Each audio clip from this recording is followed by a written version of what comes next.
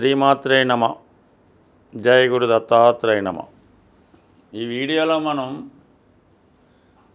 మన జ్యోతిష్య ప్రేక్షకుల అవగాహన కొరకు మనం జాతక చక్రం ఏ విధంగా చూస్తాం, విశ్లేషణ ఏ విధంగా జరుగుతుంది అన్న విషయంలో ఇది ఒక సబ్జెక్ట్ మాట. రాశి చక్రంలో 12 భావాలు, ఆ 12 భావాలకి ఎవరు కారకులు అన్నది జ్యోతిష్య శాస్త్ర ప్రకారం మీ యొక్క జాతక చక్రం విశ్లేషించినప్పుడు ప్రధానంగా చూడడం జరుగుతుంది.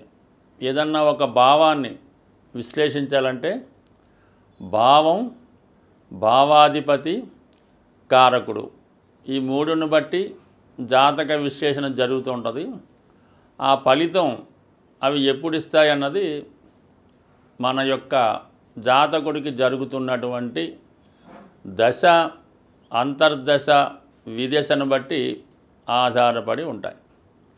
అలాగే కొన్ని సందర్భాల్లో గోచారరీత్యా గురుగ్రహ, శనిగ్రహ, రవి, చంద్రగ్రహాల సంచారం బట్టి ఆ ఇన్సిడెంటు ఎప్పుడు జరుగుతుంది అన్న విషయాన్ని తెలుసుకోవడం జరుగుతూ ఉంటుంది.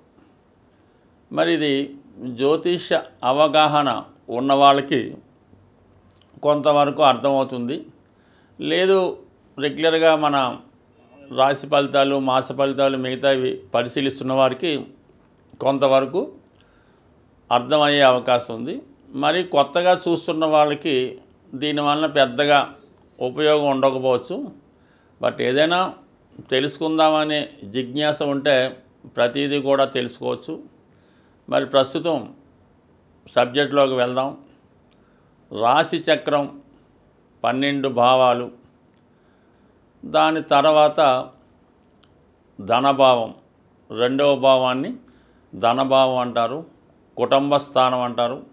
అదే వాక్స్థానం, జాతకుడి యొక్క కంటి చూపు, అతని భోజనపు అలవాట్లు. ముఖ్యంగా ఇందులో ధనం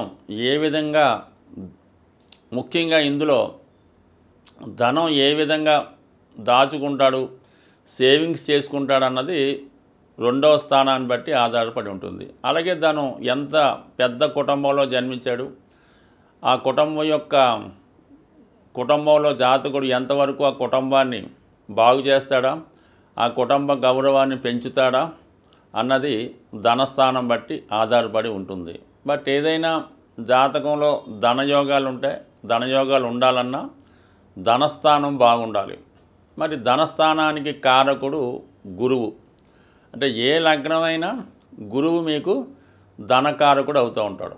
అందుకే మీ కుటుంబం బాగుండాలన్నా, మంచి కుటుంబంలో మీరు జన్మించి ఉన్నా, ఐశ్వర్యవంతులు అవ్వాలన్నా, మంచి విద్య అంటే రెండో స్థానం అన్నది ప్రాథమిక విద్య కూడా చెప్తూ ఉంటుంది. అందుకని మంచి విద్య, సంస్కారం, మంచి భోజనపు అలవాట్లు ఇవన్నీ ఉండాలంటే రవి కూడా బలంగా ఉంటే మీరు మంచిగా మాట్లాడతారు, మంచి ఆహారం తీసుకుంటారు, మంచి విద్యను అభ్యసిస్తారు, కుటుంబాన్ని పైకి తీసుకొచ్చే ప్రయత్నం జరుగుతూ ఉంటుంది.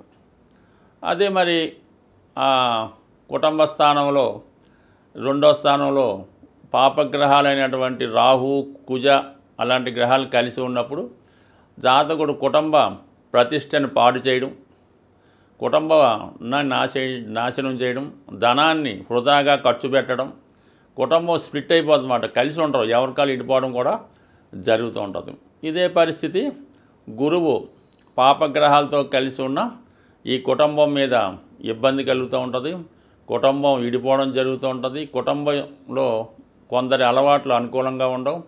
అలాగే లవ్ మ్యారేజెస్, కుటుంబ వంశాన్ని పాడు చేయడం, ఇతర కమ్యూనిటీ వారితో పరిచయాలు పెంచుకోవడం, ఇవన్నీ ఈ గురువు పాపగ్రహాలతో కలిసి ఉన్నప్పుడు, అసలు కుటుంబ స్థానానికి సంబంధం లేకపోయినా గురువు పాపగ్రహాలతో కలిసి ఉన్న దుస్థానాల్లో ఉన్న ఇక్కడ ధనయోగం పాడవుతుంది, తద్వారా కుటుంబ వ్యవస్థ కూడా పాడవుతూ ఉంటుంది.